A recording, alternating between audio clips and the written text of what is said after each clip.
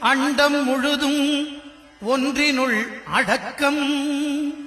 அதுவே ஆனை முகமெனும் ஓங்கார விளக்கம்.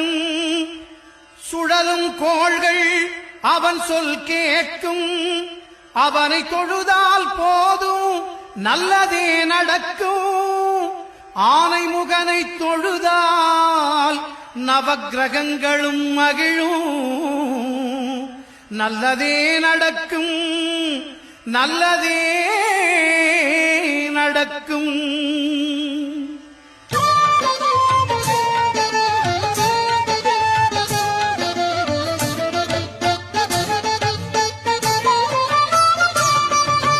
ஒன்பது கோளும் ஒன்றாய் காண அங்கு கற்பகம் என்னும் கடவுளின் மெய்யில் 9